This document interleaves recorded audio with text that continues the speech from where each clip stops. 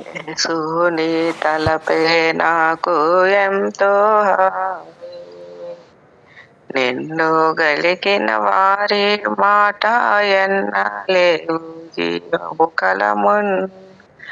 నిన్ను గలిగిన వారి మాట ఎన్నలేవు జీవము కలమున్. నిన్ను ప్రేమతో చూచు వారికి నీదు ప్రేమ ఏమియో తెలియదు. యేసు నీ తలపే నాకు ఎంతో హాయి. యేసు మా సంతోషము నీవే, నీవే మా బహుమతి వయ్యుందువు. యేసు మా సంతోషము నీవే, నీవే మా బహుమతి వయ్యుందువు. బాసురంబుగా మా మహిమమై వరుగుచుండుము నిత్యము వరకు. యేసు నీ తలపే నాకు ఎంతో హాయి. ప్రభు యేసు నిన్ను తలంపగానే హృదయమానందంతో నిండును.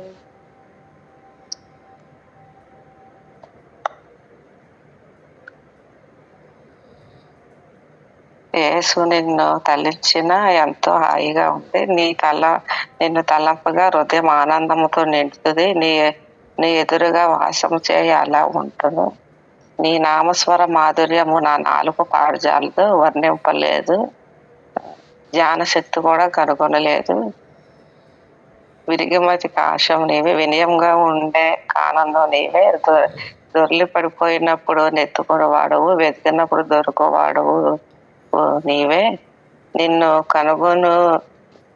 కనుగొని నీ మాట విన్నప్పుడు నిన్ను ప్రేమతో చూస్తే నీ ప్రేమ తెలుస్తుంది. యేసు మా సంతోషం నీవే, మా బహుమతివి నీవే. ఎప్పుడు మహిమమై నిత్యము ఉంటాం. వందనాలు.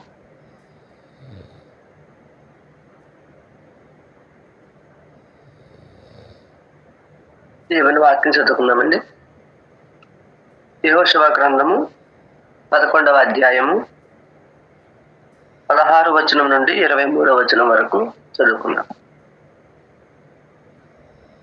యెహోషువ షెయీరుకు పోవు హోలాకు కొండ మొదలుకొని లెబానోను లోయలో హెర్మోను కొండ దిగువనున్న బయల్కాదు వరకు ఆ దేశం అంతటిని అనగా మన్యమును, దక్షిణ దేశం అంతటిని, గోషేను దేశం అంతటిని, షెఫేలా ప్రదేశమును, మైదానమును, ఇశ్రాయేలు కొండలను, వాటి లోయలను, వాటి రాజులనందరినీ పట్టుకొని వారిని కొట్టి చంపెను. బహుజనములు యెహోషువ ఆ రాజులందరితో యుద్ధము చేసెను. గిబియోను నివాసులైన హివ్వీయులు గాక ఇశ్రాయేలీలతో సంధి చేసిన పట్టణము మరి ఏదియూ లేదు. ఆ పట్టణములన్నిటినీ వారు యుద్ధములో పట్టుకొనిరి. వారిని నిర్మూలము చేయుడని యెహోవా మోషేకు ఆజ్ఞాపించినట్లు ఇశ్రాయేలీలు కనికరింపక వారిని నాశనము చేయు నిమిత్తము వారు ఇశ్రాయేలీలతో యుద్ధము చేయుటకు వచ్చునట్లు యెహోవా వారి హృదయములను కఠినపరిచి ఉండెను. ఆ కాలమున యెహోషువ వచ్చి మన్యదేశములోను అనగా హెబ్రోనులోను, దెబీరులోను, అనాబులోను, యూదా మన్యములన్నిటిలోను, ఇశ్రాయేలీల మన్య ప్రదేశములన్నిటిలోనూ ఉన్న అనాకీయులను నాశనము చేసెను. యెహోషువ వారిని వారి పట్టణములను నిర్మూలము చేసెను. ఇశ్రాయేలీల దేశమందు అనాకీయులలో ఎవడునూ మిగిలి ఉండలేదు. గాజాలోను, గాతులోను, అస్తోదులోను మాత్రమే కొందరు మిగిలియుండిరి. యెహోవా మోషేతో చెప్పినట్లు యెహోషువ దేశమంతటినీ పట్టుకొనెను. యెహోషువ వారి గోత్రముల చొప్పున ఇశ్రాయేలీలకు స్వాస్థ్యముగా దానిని అప్పగించెను. అప్పుడు యుద్ధము లేకుండా దేశము సుభిక్షముగా నుండెను. ఆమేన్. అర్థం చేసుకుందాం. వాక్యమైన దేవ, ఇదిగో తండ్రి, ఈ సమయంలో మరి ఒకసారి నీ పాదాల చెంతకు వచ్చి అయ్యా నీ మాటలు వినాలని ఆశపడుతూ మరి అందుకు మొదటిగా నీ వాక్యాన్ని చదువుకున్నాం తండ్రి. మరి వాక్యం చదువుకోవడంలో సహాయం చేసిన దేవా, ఇప్పుడు వాక్యాన్ని అర్థం చేసుకోవడానికి ప్రయత్నం చేస్తుండగా ఇక్కడ కూడా సహాయం చేయమని, మమ్మల్ని జ్ఞాపకం చేసుకోమని, మమ్మల్ని కనికరించుకొని, అయ్యా మీరే మాకు మీ వాక్యంలో ఉన్న విషయాలను వివరించి బోధించుకొని, వాక్యమును వాక్య బోధకుడునై ఉన్న యేసు నామములో అడిగి వేడుకొనుచున్నాం తండ్రి. ఆమేన్. ఆమేన్. ఇశ్రాయేలీలు దేవుడు వారికి వాగ్దానం చేసిన కనాను దేశంలో ఒక్కొక్క ప్రాంతాన్ని మరి వారు స్వాధీనం చేసుకుంటున్న విషయాలను మనము క్రమక్రమంగా నేర్చుకుంటూ, మరి దాని నుంచి మనం నేర్చుకోదగ్గ పాఠాలను మరి నేర్చుకుంటూ వస్తున్నాం. మరి మొదటిగా వారు ఎరికోను, తర్వాత ఆయిని, ఆ తర్వాత మరి అక్కడ నుంచి మరి గిబియోనీలో సంధి చేసుకోవడం, తర్వాత యెరూషలేము, అతనితో ఉన్న 5 రాజులు, తర్వాత 7 పట్టణాల వారు, వీరందరినీ మరి ఒక్కొక్కరిగా మరి స్వాధీనం చేసుకుంటూ మరి వాళ్ళు తమ ముందుకు వెళ్తున్న విషయాలను మనం చూస్తూ వచ్చాం. మరి అలా స్వాధీనం చేసుకుంటూ ఉన్నప్పుడు మనం చూసిన విషయం, దేవుడు వారికి మరి ఆయా పట్టణాలను, ఆ రాజుల్ని యెహోషువ చేతికి లేదా ఇశ్రాయేలీయుల చేతికి అప్పగిస్తే వాళ్ళు దాన్ని వశం చేసుకున్నారు. ఇక్కడ 2 జరిగాయి. దేవుడు అప్పగించాడు, దేవుడు అప్పగించకుండా ఇశ్రాయేలీయులు మరి వశము చేసుకోలేరు, గెలవలేరు. రెండవది, దేవుడు అప్పగించాడని వారు మరి చేతులు చాపుకుని కూర్చోలేదు, మరి కాళ్ళు చాపుకుని కూర్చోలేదు. వాళ్ళు దాన్ని వశం చేసుకోవడానికి వెళ్ళి వారితో, దేవుడు ఎవరినైతే అప్పగించాడో వారితో మరి యుద్ధం చేశారు. మరి ఈ యుద్ధం విషయంలో మనం జ్ఞాపకం పెట్టుకోవాల్సిన మరొక విషయం, ఇప్పుడు ఆదికాండం 15వ అధ్యాయంలో మరి అబ్రహాముతో దేవుడు మాట్లాడుతూ చెప్పినప్పటి నుంచి మరి ఇన్ని రోజుల వరకు తానిచ్చిన మరి మారు మనసు పొందడానికి తానిచ్చిన అవకాశాన్ని తృణీకరించిన కనానీయుల పట్ల దేవుని తీర్పు ఇది అయ్యింది. మరి ఆ తీర్పును మరి వీరి మీదకి తీసుకురావడానికి దేవుడు ఇక్కడ ఇశ్రాయేలీల్ని వాడుకున్నాడు. దేవుడు ఆయా సందర్భాల్లో మరి భ్రష్ట స్వభావం కలిగిన మనుషుల మీద తన తీర్పును, తన ఉగ్రతను తీసుకురావడానికి మరి అనేక పద్ధతులు వాడుకున్నాడు. మరి ఆది కాండంలో మనం చూస్తాము, నోవహు కాలంలో జల ప్రళయాన్ని వాడుకున్నాడు. మరి ఇక్కడ ఇశ్రాయేలీలను వాడుకుని కనానీయులకు తన తీర్పును తీసుకుని వస్తున్నాడు. మనం తర్వాత చూస్తాం, ఇదే ఇశ్రాయేలీల మీద మరి బబులోను రాజైన నెబుకద్నెజరును, అష్షూరు రాజైన తిగ్లత్-పిలేసరును ఉపయోగించుకుని మరి అవిధేయులైన ప్రజల మీదకు తన తీర్పును తీసుకుని రావడాన్ని మనం వాక్యంలో చూస్తాం. మరి ఇశ్రాయేలీలు ఇక్కడ వాళ్ళ ఉద్దేశాలు, వాళ్ళ శక్తిని సంబంధించి ఇవి చేయట్లేదు, కానీ దేవుని ప్రణాళిక ప్రకారము ఇవి జరుగుతున్నాయి. ఇశ్రాయేలీలు మరి దేవుని తీర్పును వారి మీదకి తీసుకురావడానికి మరి వారి దేవుని చేతిలో సాధనంగా ఇక్కడ వాడబడ్డారు అనేది మనము చూస్తున్నాం. మరి నిన్నటి రోజున మరి యాబీను అనే రాజు, హాసోరుకు సంబంధించిన రాజు జరిగిన వాటన్నిటిని విని మరి ఇంకా చుట్టుపక్కల ఉన్న ఉత్తర ప్రాంతంలోని అనేక రాజుల్ని కలగలుపుకుని ఇశ్రాయేలీల మీదకి యుద్ధానికి వచ్చినప్పుడు దేవుడు తోడుగా ఉండి మరి దేవుడు ధైర్యపరిచి మరి తోడుగా ఉన్నప్పుడు వారిని కూడా జయించారు అన్న విషయాలను మనం చూసాం.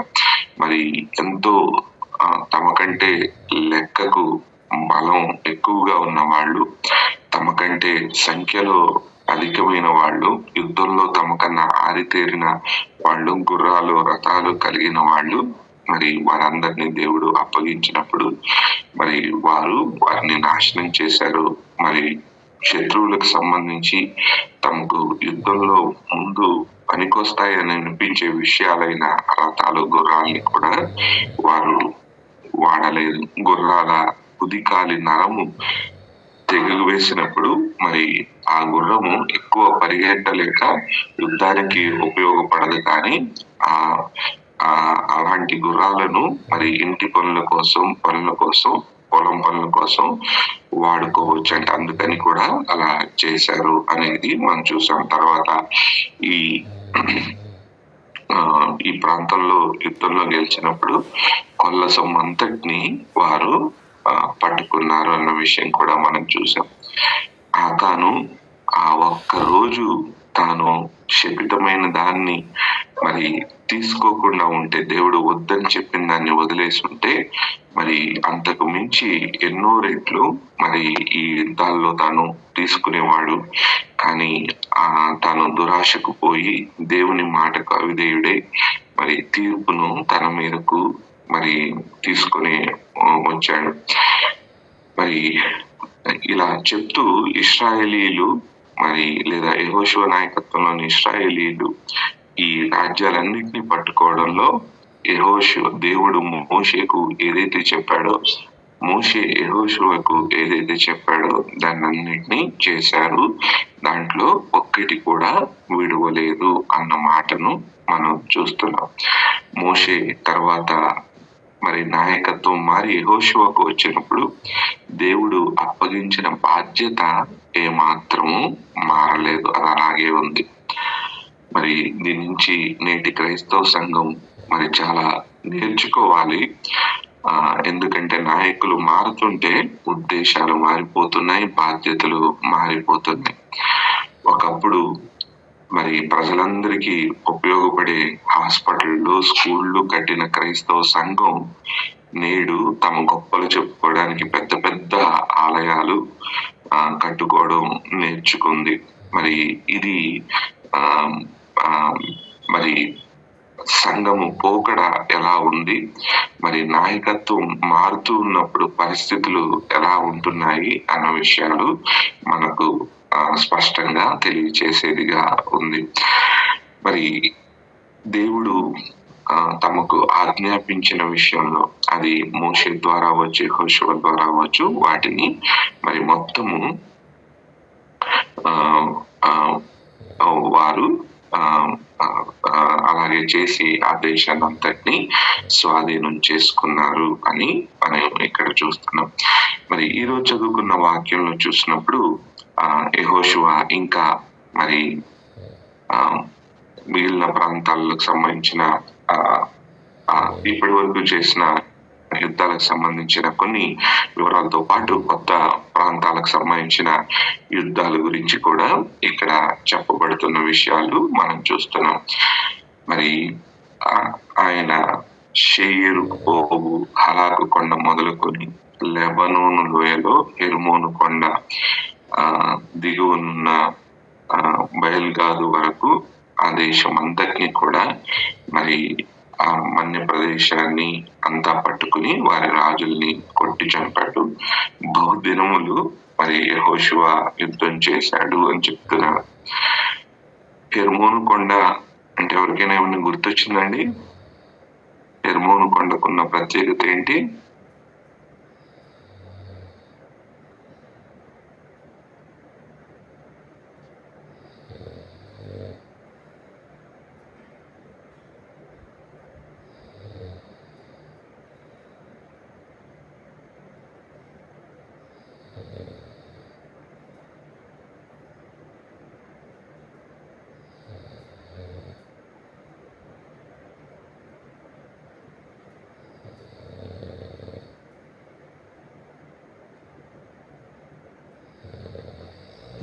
యేసుక్రీస్తు వారు రూపాంతరం చెందిన కొండ ఇదే హెర్మోను కొండ. అది లెబనోను ప్రాంతంలో. మీరు ఈ మధ్య ఇజ్రాయెల్ దేశం యుద్ధం చేస్తుంది కదండి, దాని సరిహద్దుల్లో 2 దేశాలతో అది యుద్ధం చేస్తూ ఉంది, లేదా 2 దేశాలని ఆక్రమించుకుంది ఇప్పుడున్న ప్రస్తుతం ఉన్న ఇజ్రాయెల్ ప్రభుత్వం. ఏ 2 దేశాలండి ఇవి ఆక్రమించుకుంది? వార్తలు వినేవాళ్ళు ఎవరైనా ఉంటే చెప్పగలరు.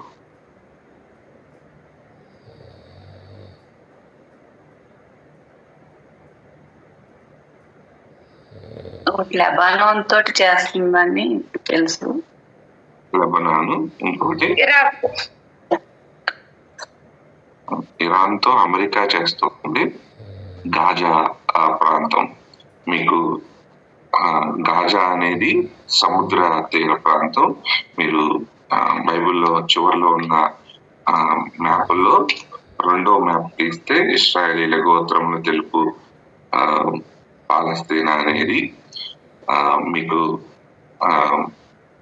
ఎడం వైపున మహాసముద్రం అని కనపడి యొప్పే అని, కింద కొంచెం వస్తే ఫిలిస్తీన్లు అని చెప్పి గాజా అని కనపడుతుంది కదా. ఇదైతే మీకు ఆ పైన తూరు, సీదోను, పెనీకే, లెబానాను కొండ, అలాగే హెర్మోను కొండ అని అక్కడ మీకు పైన కనపడ్డాయి కదండి. ఇది ఉత్తరం వైపు ఇశ్రాయేల్ దేశంలోనే. మీకు మ్యాప్ లో కింద మరి యెరూషలేము, దాని కింద ఉప్పు సముద్రం, ఇవన్నీ కనపడుతున్నాయి. సో ఇప్పుడు వీళ్ళు మొదట ఈ యెరూషలేము పక్కనే ఉన్న ఎరికో, ఇక్కడి నుంచి కిందకున్న ఊర్లు హెబ్రోను, మరి ఎక్రోను, లాకీషు, ఇవన్నీ మొదట గెలుచుకుంటే తర్వాత ఈ పైనున్న ఊర్లను రాసుకున్నారు, అది గెలుచుకున్నారు. ఈరోజు చదువుకున్న నిన్న చదివిన పాఠాల్లో ఉన్న కొన్ని ప్రాంతాల పేర్లు ఏమైనా కనపడుతున్నాయండి ఇక్కడ?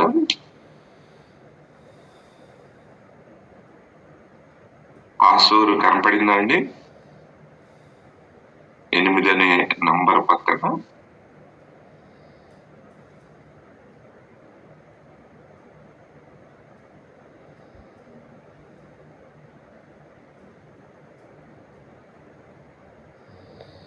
ఇంకా హాసోరు, వీళ్ళు ఈ హాసోరు రాజైన యాబీను మరి అందరినీ కూడగట్టుకుని ఒక చోట యుద్ధానికి చేయడానికి వచ్చారు కదా. ఏ చోట అండి అది? మెరోము నీళ్ల దగ్గర వాళ్ళు యుద్ధం చేయడానికి వచ్చారు కదా. 11వ అధ్యాయం 5వ వచనం చెప్పండి ఎవరైనా ఒకళ్ళు.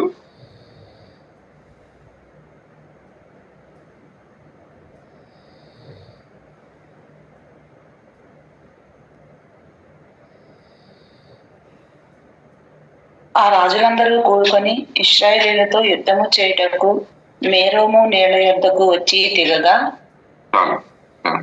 ఇక్కడ ఎక్కడుందండి మెరోము నీళ్లు కనపడుతున్నాయా? భాషాను అని పెద్ద అక్షరాలు రాసిన దానిపైన మెరోము నీళ్లు అని కనపడుతున్నాయి కదండి. సో ఈ ప్రాంతాల్లో ఇక్కడ యుద్ధం జరిగింది, అది మనం నిన్న చదువుకుంది.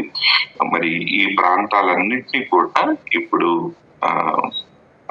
యెహోషువ మరి వీటినన్నిటిని స్వాధీనం చేసుకున్నాడు.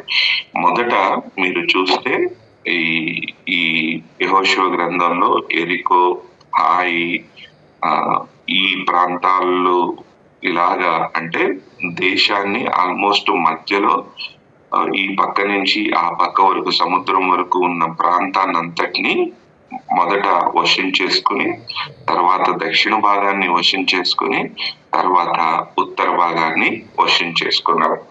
మరి ఈ యుద్ధం జరిగిన తీరు లేదా వీళ్ళు వశం చేసుకున్న తీరు చూస్తే ఏదో ఇక్కడ దొరికితే ఇక్కడ, అక్కడ దొరికితే అక్కడ అన్నట్టు కాకుండా ఒక మంచి ప్రణాళికతో వాటిని స్వాధీనం చేసుకున్నట్టు మనకు స్పష్టంగా అర్థమవుతుంది. మరి చరిత్రలో చెప్తారు, ఇలాంటి ప్రణాళికని ఉపయోగించి మరి ఒక వ్యక్తి యుద్ధాన్ని చేసేటప్పుడు మరి ఇలాంటి ప్రణాళికని ఉపయోగించి మరి ఆ దేశాన్ని స్వాధీనపరుచుకున్నాడు అని కూడా చరిత్రలో చెప్తారు. సరే, ఈరోజు మనం చదువుకున్న మిగతా విషయాలు చూసినప్పుడు మరి ఈ మొత్తం ప్రాంతంలో ఉన్న అందరినీ మరి ఆయన వశం చేసుకున్నాడు అలాగే రాజుల్ని కొట్టి చంపాడు. మరి అది బహు రోజులు ఆ యుద్ధం గడిచింది. మరి ఈ మాటలు మనం చదువుతున్నప్పుడు అర్థం చేసుకోవాల్సింది ఏంటంటే, వశం చేసుకున్నాడు అంటే మొత్తం దాన్ని స్వాధీనం చేసేసుకున్నారు అని కాదు, కానీ ఆ ప్రాంతం మొత్తము తమ నియంత్రణలోనికి తెచ్చుకున్నారు. ఇశ్రాయేలీలు యెహోషువ నాయకత్వంలో మొత్తం మీద దేవుడు చెప్పిన ప్రాంతంలో ఉన్న వీటన్నిటిని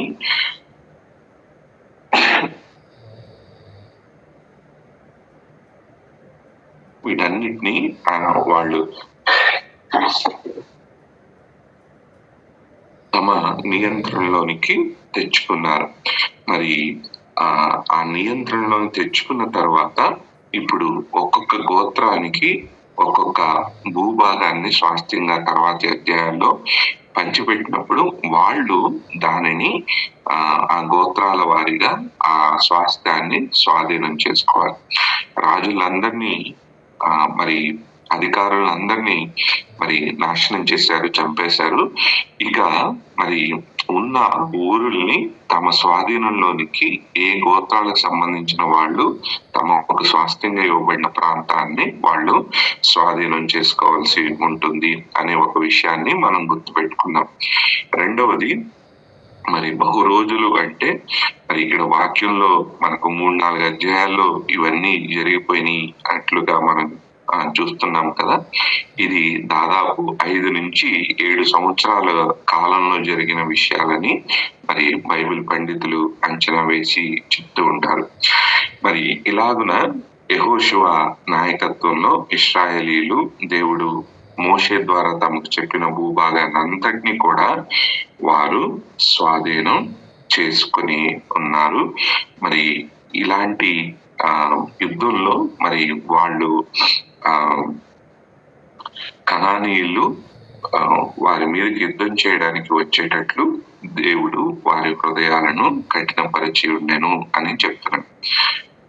మరి సుమారు 500 సంవత్సరాలు మారు మనసు పొందడానికి అవకాశం ఇచ్చిన దేవుని మరి ఆజ్ఞను లేదా దేవుని అవకాశాన్ని, దేవుని కృపను తృణీకరించిన ప్రజల విషయంలో దేవుడు వారి భ్రష్ట స్వభావానికి వారిని విడిచిపెట్టేస్తూ వారిని ఇశ్రాయేలీల మీదకి యుద్ధం చేయడానికి మరి వాళ్ళ హృదయాలను కఠినపరిచాడు. అర్థం చేసుకోవాల్సిన విషయం, దేవుని మాట వినకుండా ఆయన వారి హృదయాలను కఠినపరచలేదు, కానీ ఇశ్రాయేలీల మీదకు యుద్ధానికి వచ్చేటట్లు వారి హృదయాలను కఠినపరిచాడు. మరి సుమారు 500 సంవత్సరాల పాటు దేవుడు అవకాశం ఇచ్చిన మారు మనసు పొందకుండా తమ హృదయాలను కఠినపరుచుకున్న కనానీయులకు మరి వారు అక్కడ ఇశ్రాయేలీలతో యుద్ధం చేసేటట్లు మరి వారితో వారి హృదయాలను కఠినపరిచాడు అని ఇక్కడ మనం చూస్తున్నాం. ఇలాంటి విషయాన్ని మనం ఫరో విషయంలో చూసాము. మరి దేవుడు మొదట ఫరో హృదయాన్ని కఠినపరచలేదు, ఫరో తన హృదయాన్ని కఠినపరుచుకొనేను అని మనం చెప్పబడ్డం మనం చూస్తాము. అలాగూ కఠినపరుచుకున్న ఫరోను తన హృదయ స్థితికి వదిలేస్తూ మరి దేవుడు ఆ తీర్పులు తీసుకొచ్చిన విషయం మనం నిర్గమకాండంలోను చూస్తాము.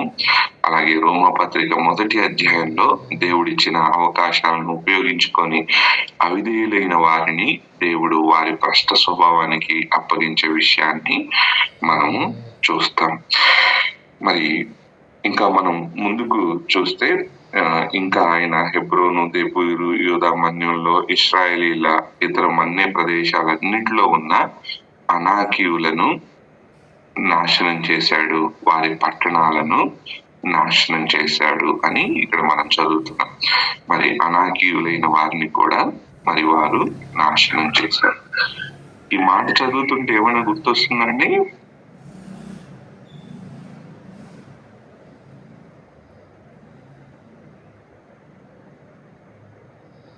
ఇరవై 21వ వచనం చదువుతూ ఉంటే అక్కడ అనేక ప్రాంతాలు చెప్పబడ్డాయి. ఈ ప్రాంతాలన్నిటిలో ఉన్న అనాకీయులను నాశనము చేశాడు, వారి పట్టణాలను నాశనం చేశాడు అనే ఈ మాట చదువుతూ ఉన్నప్పుడు ఏమైనా గుర్తొస్తుందా?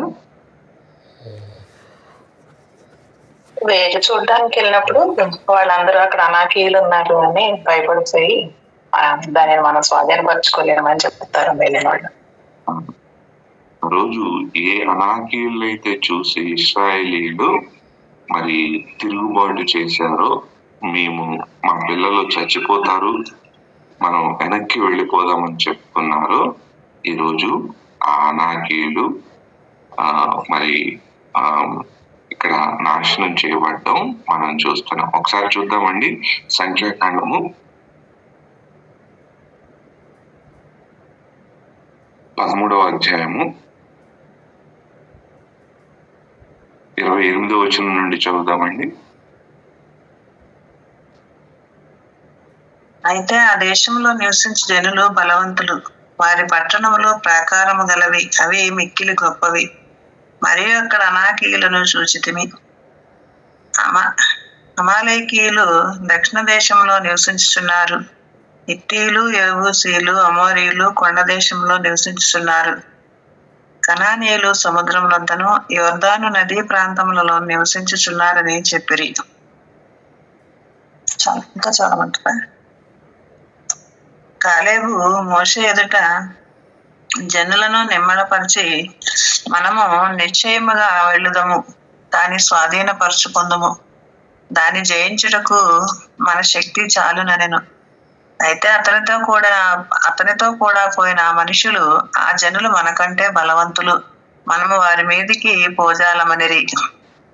మరియు వారు తాము సంచరించి చూచిన దేశమును గూర్చి ఇశ్రాయేలీయులతో చెడ్డ సమాచారం చెప్పి, మేము సంచరించి చూసిన దేశము తమ నివాసులను భక్షించు దేశము, దానిలో మాకు కనబడిన జనులందరూ ఉన్నత దేహులు. అక్కడ నెఫీలీయుల సంబంధులైన అనాకు వంశపు నెఫీలీయులను చూచితిమి. మా దృష్టికి మేము మిడతల వలె ఉంటిమి, వారి దృష్టికి అట్లే ఉంటిమనిరి. ఇక్కడ మనం చూస్తే ఏ ఉన్నత దేవులైన అనాకీయుల్ని చూసి ఆ రోజు మనం వెళ్ళలేము, మనం స్వాధీనం చేసుకోలేము అని చెప్పారు. ఆ అనాకీయులను మరి ఈరోజు ఇశ్రాయేలీలు మరి నాశనం చేశారు. మరి పూర్తిగా వాళ్ళ పట్టణాలను స్వాధీనం చేసుకున్నారు. మరి దేవుడు వాళ్ళకి ముందే చెప్పాడు, ఇలా నేను మీకు స్వాధీనం చేస్తాను అంటే ఆ రోజు వాళ్ళు నమ్మలేరు. మరి ఇలాంటి నమ్మని పాత తరం గతించిపోయిన తర్వాత మరి కొత్త తరం వారితో కూడా మరి దేవుడు ముందుగానే ఈ విషయాన్ని చెప్పాడు. వాస్తవానికి అనాకీయులు చాలా బలవంతులు, ఉన్నత దేహులు, వాళ్ళేమి చిన్నవాళ్ళేమి కాదు. వాళ్ళు భయపడడానికి కారణం ఉంది, వాళ్ళు బలవంతులు. కానీ వాళ్ళు భయపడకుండా ఉండడానికి అంతకన్నా కారణమైన దేవుడిని వాళ్ళు నమ్మలేకపోయారు కాబట్టి ఆ రోజున వాళ్ళు వెళ్ళలేకపోయారు. చూడండి, ద్వితీయోపదేశకాండము 9వ అధ్యాయము 2వ వచనం కూడా చదువుతామండి. 2-3 వచనాలు. ద్వితీయోపదేశకాండము 9వ అధ్యాయము 2-3 వచనాలు. ప్రజలు గొప్పవారు, ఉన్నత దేహులు, వారు నీవు ఎరిగిన అనాకీయుల వంశస్థులు. అనాకీయుల ఎదుట ఎవరు నిలవగలరు అన్నమాట నీవు వింటివి కదా. కాబట్టి నీ దేవుడైన యెహోవా తానే దహించు అగ్ని వలె నీ ముందర దాటిపోవచ్చున్నాడని నేడు నీవు తెలుసుకొనుము. ఆయన వారిని నశింపచేసి నీ ఎదుట వారిని కూలద్రోయును. యెహోవా నీతో చెప్పినట్టు నీవు వారిని వెళ్ళగొట్టి వేగమై వారిని నశింపజేసెదవు. ఇక్కడ మనం చూస్తున్నాము, ఇలాంటి ఉన్నత దేవులైన అనాకీయులను మరి నాశనం చేస్తావు అని మోషే ఆ రోజు తాను చనిపోయే ముందు మరి ఆ చెప్పిన విషయాలను, ఆ మోయాబు మైదానంలో ఉండి చెప్పిన విషయాలు ఏవైతే చెప్పాడో అది అక్షరాల ఇక్కడ నెరవేరుతుంది. ఈ అనాకీయులు మరి వారికున్న బలం బట్టి వారికి ఉన్న ఉన్నత దేహం బట్టి మరి వారు చాలా బలవంతులని, తాము బలహీనులని భయపడిన ఇశ్రాయేలీయులు మరి దేవుడు చెప్పినట్లు మోషే వారికి ముందుగానే ప్రవచించి చెప్పినట్లు ఈరోజు అది వాస్తవంగా నెరవేరే. ఇశ్రాయేలీయులు ఇప్పుడు దాకా యుద్ధం చేస్తూ వచ్చినప్పుడు మరి ఇంతవరకు ఎందుకంటే అనాకీయులతో యుద్ధం చేయించలేదు దేవుడు, ఇప్పుడు చేయించాడు.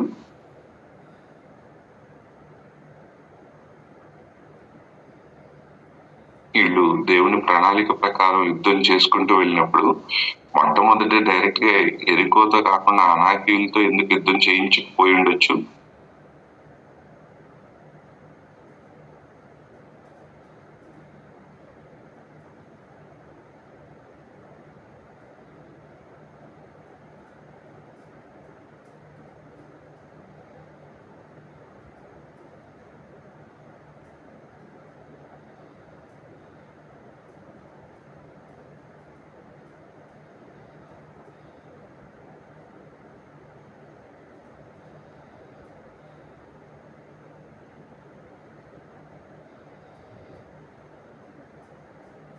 ఏమీ కారణం లేదంటారా? ఏదో ఆ రోజు అలా తోచింది కాబట్టి అలా చేశారనిపిస్తుందా?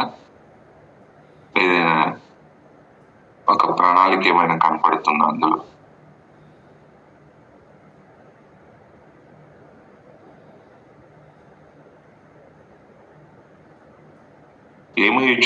ఏమై ఉండొచ్చు బహుశా?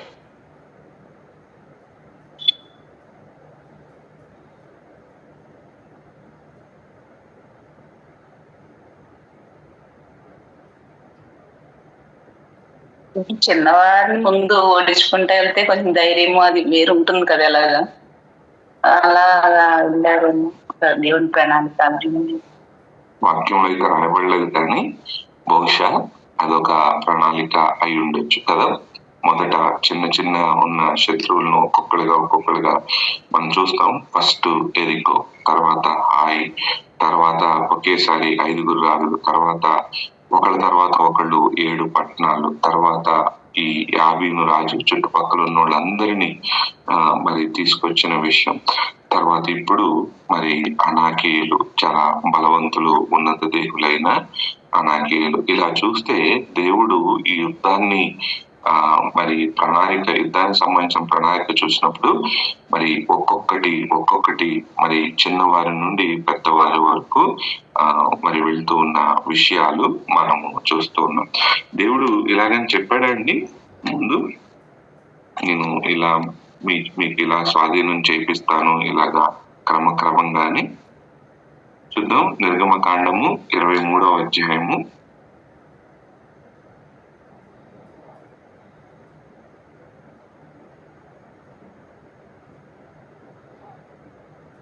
23వ అధ్యాయం నిర్గమకాండము 29-30 వచనాలు చదువుకుందామండి.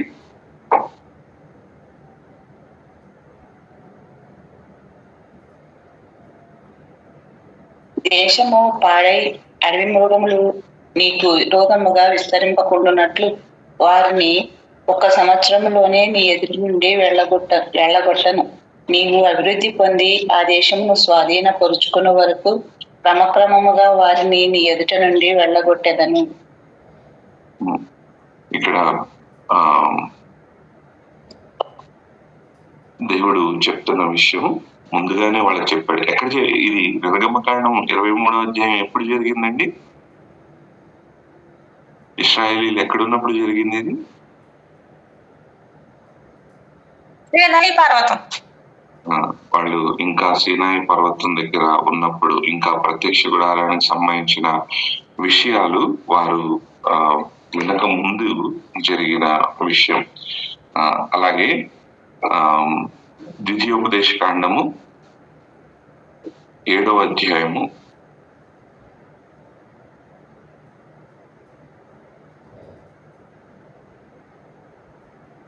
22వ వచనం నుంచి చదువుదామండి. 22వ వచనం చదువుదాం. ద్వితీయోపదేశ కాండము 7వ అధ్యాయము 22వ వచనం. నీ దేవుడైన యెహోవా నీ ఎదుట నుండి క్రమక్రమముగా ఈ జనములను తొలగించును. అడవి మృగములు విస్తరించి నీకు బాధకములుగా నుండవచ్చును గనుక వారిని ఒక్కమారే నీవు నాశనము చేయతగదు. అది నీకు క్షేమకరము కాదు.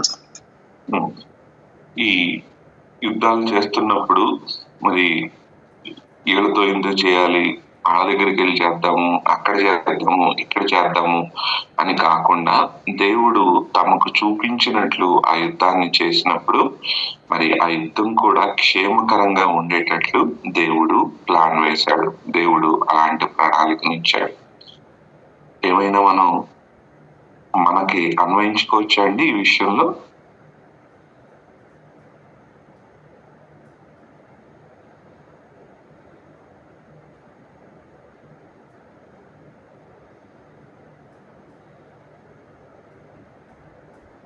దేవుడు ఇశ్రాయేలీలకు మరి కనాను దేశాన్ని స్వాధీనం చేసుకోవడానికి వారితో యుద్ధం చేయిస్తున్న విషయాలు మనం ఆలోచించినప్పుడు వ్యక్తిగతంగా మనం ఏమైనా నేర్చుకోవచ్చా అండి? మనకేమైనా అన్వయించుకోవచ్చా ఈ వాక్యాన్ని?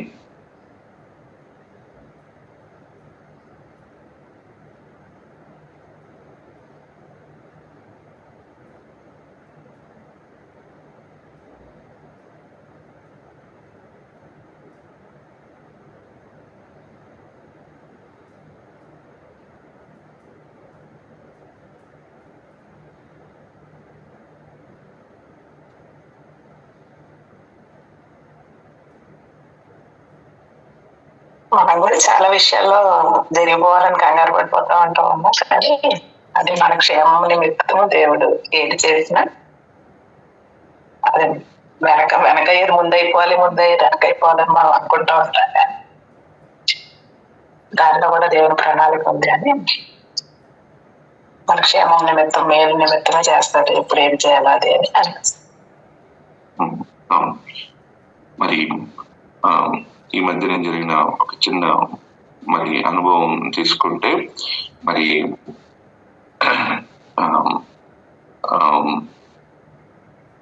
మొన్న అమ్మకు ఆపరేషన్ అయిన తర్వాత మరి నేను ఆఫీస్ పని మీద వేరే ప్రాంతానికి వెళ్లాల్సి వచ్చినప్పుడు మళ్ళా ఎప్పుడు రమ్మంటారు, ఆ రమ్మనే రోజు గనక ఏదైనా మధ్యలో వస్తే, నేను తిరిగి వచ్చే లోపల వస్తే ఎలా చేయాలి అని ఒక ఆలోచన. అలాగే వెళ్ళేటప్పుడు దారిలో నాది ఎలా వెళ్ళాలి, ఎలా తీసుకురావాలి, ఇలా రకరకాలుగా ఆలోచిస్తున్నప్పుడు కరెక్ట్ గా ఆ రోజు అక్కడికి వెళ్ళేటప్పటికి మరి డాక్టర్ గారు చెప్పింది 4వ తారీఖుని తీసుకురమ్మని. మరి 3వ తారీఖు రాత్రి నేను వచ్చాను. మరి నిన్నటి రోజున మరి బావ అక్కడి నుంచి అమ్మను తీసుకొచ్చాడు. హాస్పిటల్కి వెళ్ళాం, చూపించుకున్నాం. మరి 2వ కన్ను కూడా వచ్చే బుధవారం రోజున ఆపరేషన్ చేస్తారని చెప్పారు. అంటే దేవుడు ఈ రకంగా ఒక క్రమంగా అన్ని చేస్తూ ఉన్నప్పుడు దాన్ని నేను ఏదోలాగా చేసి ఆ పనులు చేసేసుకోవాలి, ఇది చేయాలి, అది చేయాలి, అలా చేయాలి, ఇలా చేయాలని మరి ఎంతో వ్యర్థమైన పోరాటం పోరాడాను. ఆ సమయంలో నేను మరి నాకు క్షేమకరంగా ఉండేటట్లు దేవుని నమ్మి మరి ఊరిక నిలబడి ఉంటే, విశ్వాసంతో ఉండుంటే ఇంత మరి కంగారు పడి ఇంకొకటి అయిపోయి చేయాల్సిన పని ఉండకపోతుంది. మరి వ్యక్తిగతంగా మనం కూడా అనేక పోరాటాలు పోరాడుతూ ఉంటాం. అసలు పోరాటం కన్నా మరి మనం ఊహించుకుని పోరాడేది చాలా ఎక్కువ ఉంటుంది. ఇది ఇలా అయిపోద్దేమో, ఇది అలా అయిపోద్దేమో, వాళ్ళు ఇలా అనుకుంటారేమో, వీళ్ళు అలా అనుకుంటారేమో అని అసలు ఉన్నదాంతో కాకుండా మనం తెచ్చిపెట్టుకునే మరి పోరాటం చాలా ఎక్కువగా ఉంటుంది. గుర్తుపెట్టుకోవాలి, ఇలాంటి మన బలహీనతను ఉపయోగించుకుని అపవాది మన నెత్తి మీద ఒక్కొక్కటిగా బరువులు మోపుతూ ఉంటాడు. మరి అలాంటి అపవాదికి మనం తావివ్వకుండా ఉండాలి అంటే మరి దేవుని అందలి విశ్వాసాన్ని మనం కలిగి ఉన్నప్పుడు క్రమంగా ప్రతి ఒక్కటి జరుగుతాయి. దేవుడు మన చేత యుద్ధం చేస్తున్నప్పుడు కూడా అది మనకు క్షేమకరంగా ఉండేటట్లు దాన్ని మరి చేస్తాడు. ఈరోజు ఇక్కడ కూర్చున్న మన అందరము మరి బహుశా అనేక సమస్యలతో పోరాడుతూ ఉంటే ఈరోజు మనకు తలకు మించిన సమస్య అనేది మన ముందు ఉన్నట్లు మనకు అనిపిస్తూ ఉంటే ఒకసారి మనం నడిచి వచ్చిన మార్గాన్ని కనుక చూస్తే దేవుడు మొదట్లో చిన్న చిన్న విషయాల్లో మనకి పోరాటాన్ని నేర్పి ఈరోజు ఆ పెద్ద సమస్య దగ్గరికి తీసుకొని రావడాన్ని వ్యక్తిగతంగా ప్రతి ఒక్కరూ కూడా మన అనుభవంలో చూడొచ్చు.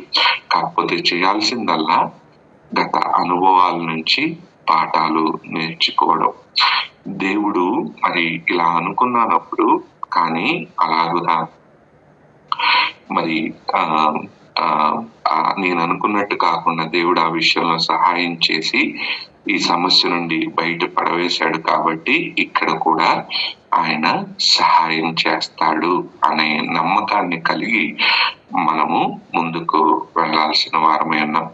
మరి ఉన్నత దేవులు ఆ రోజు చూసి వచ్చిన తర్వాత వాళ్ళందరూ చెప్పిన మాటలు, ఇద్దరు తప్పించి మిగతా వాళ్ళందరూ చెప్పింది, అమ్మో అంత బలమైన వాళ్ళు, మనం వాళ్ళను గెలవలేము అని దేవుడు వాళ్ళు చెప్తే మరి దేవుని క్రమమైన ప్రణాళికలో వారిని కూడా ఎలా నాశనం చేయగలరో ముందే చెప్పాడు.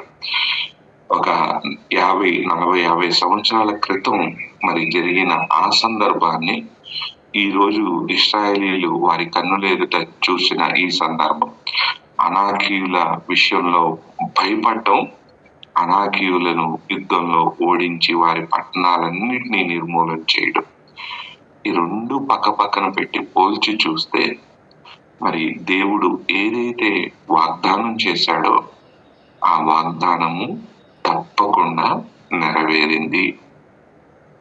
ఈ వాగ్దానం నెరవేరడానికి ఇశ్రాయేలీలు ఏం చేయాలండి?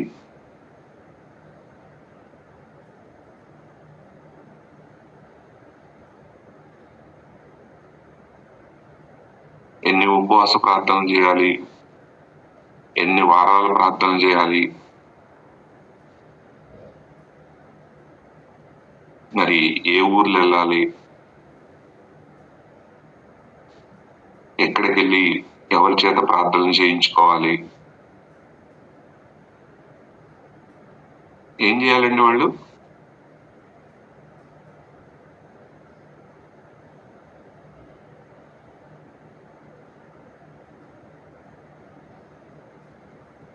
విశ్వాసం ఉంచాలి, దేవుడు వాళ్ళకి అప్పగించిన దాన్ని స్వాధీనపరచు. దేవుని మాట యందు నమ్మిక ఇచ్చి దేవుడు నడిపించినట్లు నడిపించాలి. రేపు వెళ్ళాల్సిన మార్గం గురించి ఈ రోజే దాని గురించి ఆలోచించకుండా ఇప్పుడు దేవుడు ఏమైతే చెప్తున్నాడో అలాగనే రేపటి గురించి ఆలోచన ఉండకూడదని చెప్పట్లేదు, కానీ దాని గురించి చింతించాల్సిన అవసరము లేదు. మరి ఇందాక నేను చెప్పినట్టు ఉపవాస ప్రార్థనలు, ఇంకొకరితో ప్రార్థన చేయించుకోవడాలు ఇవి అక్కర్లేదని చెప్పట్లేదు, అవి కూడా మరి అవసరమైనప్పుడు చేసుకోవాలి. మనల్ని ఆధ్యాత్మికంగా క్రమపరచుకోవడానికి అవి కూడా ఉండాలి. తోటి విశ్వాసుల మరి మనకంటే మరి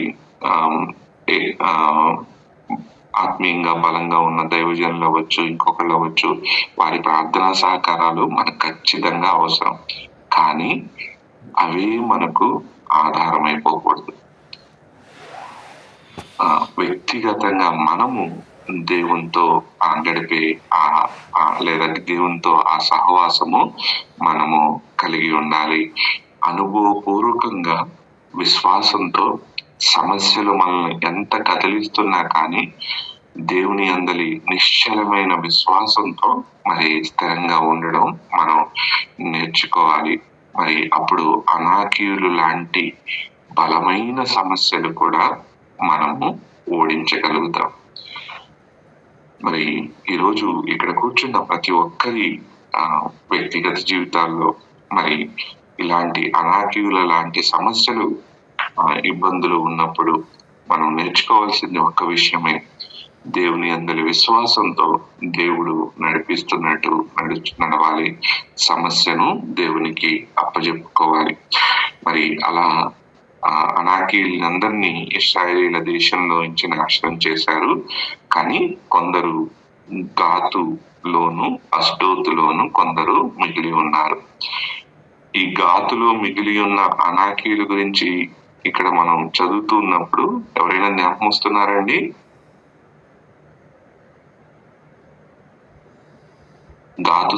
గాతు పట్టణానికి సంబంధించిన ఒక వ్యక్తి బైబిల్లో చాలా ఫేమస్. చిన్నపిల్లలు కూడా ఆ వ్యక్తి గురించి, ఆ వ్యక్తితో జరిగిన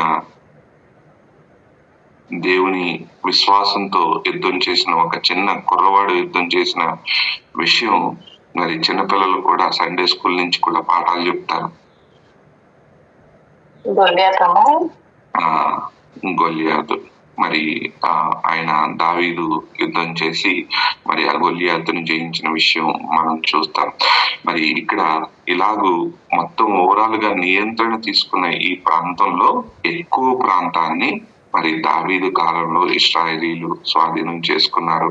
గోత్రాల వారిగా వారు స్వాధీనం చేసుకునే విషయంలో వారు చూపిన అలసత్వం మనం తర్వాతి అధ్యాయాల్లో చూస్తాం.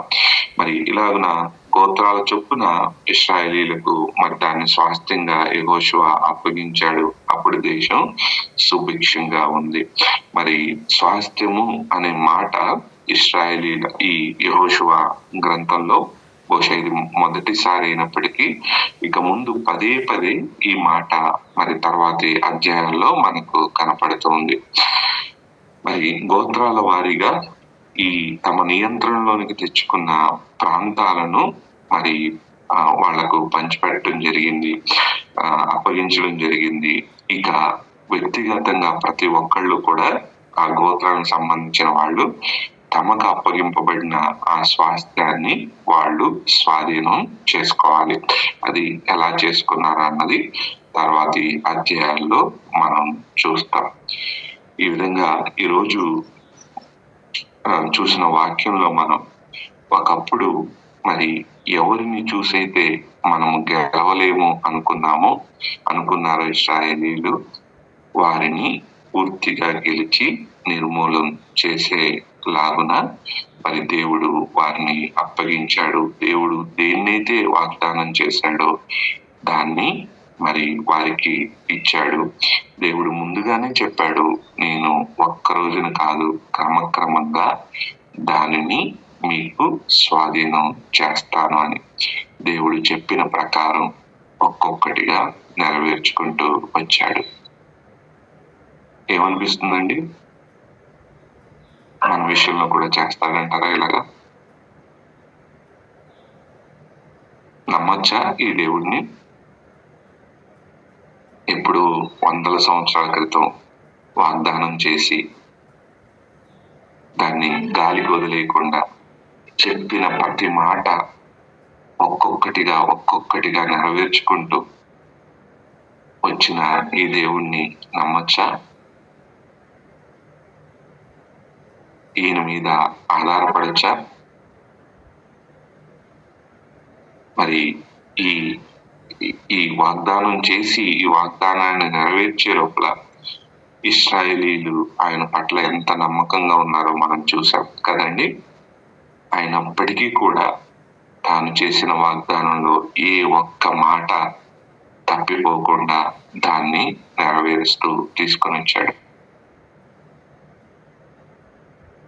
ఈరోజు చెప్పిన మాట రేపు నిలబడుతుందో లేని కాలంలో ఉన్న మనకి ఇలాంటి మాట మార్చని దేవుడు. మరి అప్పుడు ఇశ్రాయేలు కాలంలో ఎలా ఉన్నాడో ఈ రోజు కూడా అలాగే ఉండి మార్పు లేని దేవుడు. ఈయన్ని నమ్మడానికి ఎంతైనా అర్హుడైన. మరి ఆయనకు ఆ యోగ్యత ఉంది. ఆయన మీద ఒకళ్ళు నమ్మకం పెట్టుకునేంత యోగ్యత ఆయనలో ఉంది. మరి తనను నమ్మాల్సిన వాళ్ళు నమ్మకపోయినప్పటికీ వాళ్ళ పట్ల నమ్మకంగా ఉండేంత నమ్మకత్వం కలిగిన వాడు ఈ దేవుడు. ఈయన్ని కాకపోతే ఇంకెవరిని నమ్ముతామండి? ఇంకెవరిని నమ్మగలం మనం? ఒకవేళ ఈయన్ని కాకుండా ఇంకెవరినైనా నమ్ముతున్నామంటే అది పెద్ద అబద్ధం. ఇలాంటి ఆయన్నే నమ్మలేకపోతే బహుశా ఇంకెవరిని కూడా మనము నమ్మలేమేమో. మరి ఈయన్ను ఎలా నమ్ముతున్నాం? ఎంతగా నమ్ముతున్నాం? మరి పరిస్థితులు మనకు విరుద్ధంగా కనపడుతూ ఉన్నప్పుడు, మనం అనుకున్నట్టు మరి జరగకపోయినప్పుడు, సమయం అయిపోతుంది, పరిస్థితులు చేయి దాటిపోయాయి అనిపించేటప్పుడు, నా దేవుడు నమ్మకస్తుడు, ఆయన నన్ను ఎప్పుడూ చేయి విడవను, ఆయన వాగ్దానం చేసిన దాంట్లో ఒక్కటి కూడా ఆయన విడిచిపెట్టడు అనే విశ్వాసం కలిగి ఉన్నామా మనం? ఇశ్రాయేలీల ఈ వాగ్దాన దేశాన్ని స్వాధీనం చేసుకోవడం మనం చూస్తే, ఆయన నమ్మకస్తుడు, పర్వాలేదు, ఆయన్ని నమ్మొచ్చు, మనం నమ్మడానికి, మన నమ్మకానికి ఆయన చాలా యోగ్యుడు అని మరలా రుజువు అవుతూ ఉంది. బహుశా ఈరోజు నువ్వు నేను అనుకున్నట్టు మన జీవితాల్లో జరగకపోవచ్చు. ఒకవేళ అలా కనుక జరిగితే అది మనకి క్షేమాన్ని కాకుండా నష్టాన్ని తీసుకొని వస్తుంది. కానీ మనకు క్షేమాన్ని యోచించిన దేవుడు మరి మన జీవితంలో తన ప్రణాళికను మరి నెరవేర్చాలని మరి పని చేస్తూ ఉండగా, మరి ఆయనకు లోబడతామా? ఆయనకు అప్పచెప్పుకుందామా? మరి ఆయన చేతుల్లో మన జీవితాలు భద్రంగా ఉంటాయని పరిపూర్ణమైన విశ్వాసంతో ఆయన అందరి నిరీక్షణ కలిగి మరి ముందుకు కొనసాగలిగినట్లు ప్రార్థన చేసుకుందాం. మరి ఏర్పాటు చేయబడిన వారికి సమయాన్ని అప్పగిస్తాం.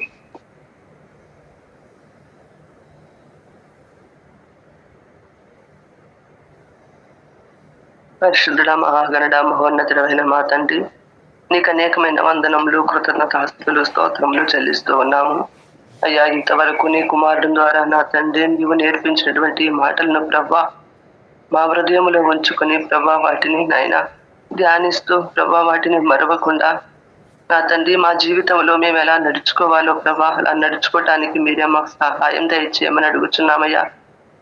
మరి ఇశ్రాయేలీయులకు నాయన ఎలాగైతే నా తండ్రి నాయన వాళ్ళు నాయన ఓడించలేమనుకున్నప్పుడు ప్రభా వాళ్ళకు నాయన నా తండ్రి అనాలేకులకు నాయన అనాలేకుల యొక్క నా తండ్రి ప్రభా వాళ్ళకు నాయన అనాలేకులను ఓడించడానికి నువ్వు ఎలాగైతే సహాయము చేశావో ప్రభా, అలాగే వాగ్దాన దేశమును నాయన వాళ్ళు స్వతంత్రించుకోవడానికి నువ్వు ఎలాగైతే తోడుగా ఉన్నావో ప్రభా, అవును తండ్రి, నీవు చెప్పినట్లుగానే నువ్వు చేస్తావు నా తండ్రి. అలాగే ఈ లోకంలో కూడా ప్రభా ఎన్నో సమస్యలు, ఎన్నో ఇరుకులు, ఇబ్బందులు నాయన నా తండ్రి వచ్చినప్పటికీ కూడా ప్రభా అవి మాకు పెద్దదిగా అనిపించినప్పటికీ కూడా ఇది మేము దాటలేమో, ఇది నాయన మాకు నా తండ్రి భయం వేసినప్పటికీ కూడా ప్రభా నాయన నా తండ్రి మేము భయపడకుండా ధైర్యంగా ఉండటానికి ప్రభా మరి ఒకసారి నాయన ఈ యొక్క మాటల ద్వారా మమ్మల్ని హెచ్చరించి ఉన్నారు, ధైర్యపరిచి ఉన్నారు తండ్రి. అందుకు వందనాలు, స్తోత్రాలు చెల్లిస్తూ ఉన్నాము నాయన. ఈ లోకంలో జీవిస్తున్న మేము ప్రభా, భయంకరమైన దినాల్లో ఉన్న మేము ప్రభా మరి ఏ రీతిగా ఈ లోకంలో జీవించాలో ప్రభా నాయన, ఏది మాకు నాయన ఈ సమస్య నుండి మేము నాయన తప్పించుకోలేమో అని అనుకున్నప్పుడు, ఈ బాధల నుండి తప్పించుకోలేమో అనుకున్నప్పుడు ప్రభా నీవు మాకు తోడుగా ఉన్నావని నాయన తెలిసినప్పటికీ కూడా ఇంకా మేము తప్పిపోచు ఉన్నాము నాయన. నా తండ్రి భయపడుతూనే ఉన్నాము నా తండ్రి. నాయన నా తండ్రి ఎన్నో రీతిలుగా మేము నాయన కాసి కాపాడినప్పటికీ ప్రభా, ఆదుకున్నప్పటికీ కూడా ప్రభా ఇంకా నాయన భయపడుతూనే ఉంటూ ఉన్నామయ్యా. అయ్యా మమ్మల్ని క్షమించిన ఆయన, అయ్యా నీవు మాతో ఉన్నామని, మాలో ఉన్నామని తెలుసు కూడా ప్రభా మేము నాయన భయపడుతూ ఉంటాం. ఒక సమస్య వచ్చినప్పుడు ఇది ఎదుర్కోగలమా, ఈ సమస్య మాలో నుండి నాయన ఎలాగ వెళుతుందని అనుకున్నప్పుడు అయ్యా మేము కేవలము నీ మీద పూర్తిగా మేము ఆధారపడినప్పుడు, ఆ సమస్య మీ ఎదుట పెట్టినప్పుడు ప్రభా నీవు నెరవేర్చేవారై ఉన్నారయ్యా. ఆనాడు ఇశ్రాయేలుకు ఎలాగైతే నీవు తోడుగా ఉన్నావు తండ్రి, ప్రతి సమస్య నుండి వారిని తప్పిస్తూ ప్రభా నీవు ఎలా అయితే నడిపించుకుంటూ వచ్చావో, అలాగే ఈ లోకములో నాయన మాకు కూడా నా తండ్రి అనేక శ్రమలు వచ్చినప్పటికీ కూడా ప్రభా ఈ శ్రమలు నాయన నీ ఎదుట పెట్టినప్పుడు, నీ పాదాల యొద్ద పెట్టినప్పుడు ప్రభా ఆ సమస్యలు మాకు తీరుస్తావు నాయన. అవునయ్యా, ఒకనొక సమయంలో ఆ విశ్వాసం మాకు రావచ్చు ప్రభా, అయినప్పటికీ నీవు చేసిన వాటన్నిటినీ జ్ఞాపకం చేసుకుంటూ ప్రభా అటువంటి అవిశ్వాసం ఇంకెన్నటికీ మాలో రాకుండా ప్రభా విశ్వాసంతో నిరీక్షించి నీ వైపు చూచినప్పుడు నీవు సమస్తము చేయగల సమర్థుడు నా తండ్రి. మరి ఒకసారి దినమందు మమ్మల్ని బలపరిచిన దేవానికే స్తోత్రములు స్తుతులు చెల్లిస్తూ ఉన్నాం నాయన. ఈ సమస్య నుండి ఎలా బయటపడతామని అనుకున్నప్పుడు ప్రభా నాయన కేవలం నీ మీద మేము ఆధారపడాలి నాయన. ఆధారపడినప్పుడు ఆ సమస్య నుండి మమ్మల్ని నాయన ధైర్యంగా నడిపిస్తాం ముందుకు. యేసయ్యా నీకే స్తోత్రములు నాయన. ఇది చెయ్యగలమా, ఇది అవుతుందా అని అన్నప్పుడు ప్రభా నాయన నీవు మాతో లేవని అనుకుంటున్నామే కానీ ప్రభా నువ్వు ఎప్పటికప్పుడు మాతో ఉండి మమ్మల్ని నడిపించుకుంటున్నావు తండ్రి. నీకే స్తోత్రములు నాయన. బాటి వారము నాయన ఎందుకో పనికిరాని వారమైనప్పటికీ కూడా మమ్మల్ని జ్ఞాపకము చేసుకుంటున్నావయ్యా నాయన. అయ్యా నీవు నాయన తోడు లేకపోతే నా తండ్రి ఈ రోజు ఈ స్థితిలో నా తండ్రి నాయన ఉండలేము ప్రభా. నీవు మాకు తోడుగా ఉండి మమ్మల్ని అందరినీ కూడా నా తండ్రి నాయన ఈ స్థితిలో నడిపించుకుంటున్నావు నా తండ్రి. జీవాలతో నడిపించుకుంటున్నావు అయ్యా, అందుకు వందనాలు స్తోత్రాలు చెల్లిస్తూ ఉన్నాం తండ్రి. అయ్యా మరి ఇక మీదటైనా నీ సన్నిధిలో నీ మీద ఎలా ఆధారపడాలో, ఎలా విశ్వాసం ఉంచాలో ప్రభా అటువంటి విశ్వాసంతో నిరీక్షించి నీ వైపు చూచినప్పుడు ప్రభా మేము నాయన ధైర్యముగా ఉండగలుగుతామయ్యా. అటువంటి ధైర్యాన్ని ఇచ్చి మమ్మల్ని నాయన ప్రతి ఒక్కొక్కరిని నాయన నడిపించుకోమని అడుగుచున్నామయ్యా. నీకే స్తోత్రములు నాయన. భయంకరమైన రోజుల్లో ఉన్నాము, ఏ సమయంలో ఏది జరగబోతుందో తెలియని రోజుల్లో ఉన్నాము కాబట్టి ప్రభా దేనికి నాయన మేము భయపడకుండా తండ్రి నాయన ధైర్యముగా నా తండ్రి నీ సన్నిధిలో నీ సహవాసంలో మేము నిలబడగలిగినట్లు ప్రభా, నీ మాటకు లోబడి జీవించగలిగినట్లు ప్రభా మీరే మాకు సహాయం చేయమని అడుగుచున్నామయ్యా. నీకే స్తుతులు స్తోత్రములు ప్రభా. అయ్యా ఇంతవరకు సన్నిధి సహవాసములో నీవే మాకు తోడుగా ఉండి నడిపించి ఉన్నారు నాయన. అలాగే ఈ రోజంతటిలో ప్రభా మేము చేస్తున్న ప్రతి పనిలో మీరే మాకు తోడుగా ఉండండి ప్రభా. అలాగే నాయన ఈ యొక్క వాక్యాలను ప్రభా మేము నెవరు వేసుకుంటూ ప్రభా ఎలా ధైర్యంగా జీవించాలో అలా జీవించడానికి ప్రభా మీరే మాకు సహాయం దయచేయమని వేడుకుంటున్నాం తండ్రి. అలాగే నా ప్రభా ఇదిగో ఎంతో మంది ప్రభా అనారోగ్యంతో ఉన్నారు నాయన. నా తండ్రి ఎంతో మంది ప్రభా నా తండ్రి బలహీన కలిగిన బిడ్డలు ఉన్నారు ప్రభా. ప్రతి ఒక్కరిని నీవు జ్ఞాపకం చేసుకోమని అడుగుచున్నాం తండ్రి. నీకే స్తోత్రములు. అలాగే నాయన కళ్యాణి వారి అమ్మగారు అటువంటి రత్నమ్మ గారిని, అలాగే ప్రభా మరి జానసమ్మ గారిని, అలాగే ఎంతో మంది ప్రభా మా కొరకు నాయన బలహీన కలిగిన బిడ్డలు ఉన్నారని ప్రార్థించమని చెప్పిన ప్రతి బిడ్డను కూడా ప్రభా నీవే జ్ఞాపకం చేసుకోండి నాయన. వారికి స్వస్థత దయచేయమని వేడుకుంటున్నాం తండ్రి. ఈ నామ మహిమార్థమే జీవించడానికి వారికి సహాయం దయచేయమని అడుగుచున్నామయ్యా. నీకు వందనాలు స్తోత్రములు ప్రభా. అలాగే నా తండ్రి ఇదిగో నాయన నా ప్రభా 19-20 తారీఖుల్లో ప్రభా జరగబోయే జ్ఞాపకార్థ శృంగధ్వని కుడికిలో ప్రభా నీవే జయకరముగా జరిపించండి నాయన. అది ఏది జరిగినా నీకు మహిమార్థమే జరిగినట్లు సహాయం దయచేయమని అడుగుచున్నాం తండ్రి. మమ్మల్ని బట్టి మా జ్ఞానాన్ని బట్టి నాయన మేము నడుచుకోవడం కాదు కానీ ప్రభా అక్కడ నీ మహిమ నాయన నిన్ను చూపించడానికి నాయన నా తండ్రి ప్రత్యేకంగా నీ మహిమను అక్కడ వెల్లడి చేయడానికి నీవే సహాయం దయచేయమని వేడుకుంటున్నాం తండ్రి. ఆ యొక్క కూడికల్లో నీవు తోడుగా ఉండండి. ఏది ఎలా జరగాలో అలా నీవే జరిపించమని ప్రార్థిస్తాం తండ్రి. నీకే స్తోత్రములు స్తుతులు చెల్లిస్తూ ఉన్నామయ్యా. ఇదిగో నాయన వర్షాలు నాయన లేక ప్రభా మరి నాయన నా తండ్రి ఎక్కడైతే నాయన అధికంగా వర్షాలు కురుస్తున్నావో అక్కడ నాయన నీవే తోడుగా ఉండండి ప్రభా. సహాయం దయచేయండి. అక్కడ నాయన ఇక్కడ నాయన ఈ ప్రాంతాల్లో వర్షం లేదు ప్రభా. మరి రైతులైతే నాయన నా తండ్రి వర్షం కోసం ఎదురు చూస్తున్నారు కనుక నీవే సహాయం దయచేయమని వేడుకుంటున్నాం తండ్రి. నీవు సహాయం చేస్తేనే అది నాయన నా తండ్రి మేము నాయన జీవించగలుగుతాం తండ్రి. నీ సహాయం లేకపోతే మేము ఏది చేయలేము కాబట్టి ప్రభా నీ సహాయం కోరి అడుగుచున్నాం తండ్రి. నీవే కృప చూపించండి నా తండ్రి. నీకు వందనాలు, స్తుతులు, స్తోత్రములు ప్రభా. అలాగే నాయన నా తండ్రి ఈ రోజు అంతట్లో నీ కృప, నీ కాపుదల నాకు మాకు దయచేసి నీ ఆత్మ సహాయంతో నింపి మమ్మల్ని బలపరచవలసిందని, ఇచ్చింది నా ప్రార్థన ఆలకించి అంగీకరించవలసిందని యేసయ్య పరిశుద్ధ నామం అడిగి వేడుకొని ప్రార్థిస్తున్నాం పరమ తండ్రి. ఆమేన్. పరలోకమందున్న మా తండ్రి, నీ నామం పరిశుద్ధపరచబడిన గాక, నీ రాజ్యము వచ్చిన గాక, నీ చిత్తము పరలోకమునందు నెరవేర్చిన రీతిగా భూమి అందును నెరవేరును గాక. మా అనుదిన ఆహారము నేడు మాకు దయచేయము. మా రుణస్థులను మేము క్షమించిన ప్రకారం మా రుణములను క్షమింపము తండ్రి.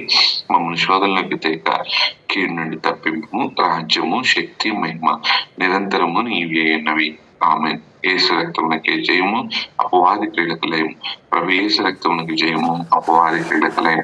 ప్రభు యేసు రక్తమునకు సంపూర్ణ విజయము, అపవాది క్రీడకు ఆలోచన. హల్లెలూయా, హల్లెలూయా, హల్లెలూయా. స్తోత్రం, స్తోత్రం, స్తోత్రం. ఆమేన్, ఆమేన్, ఆమేన్.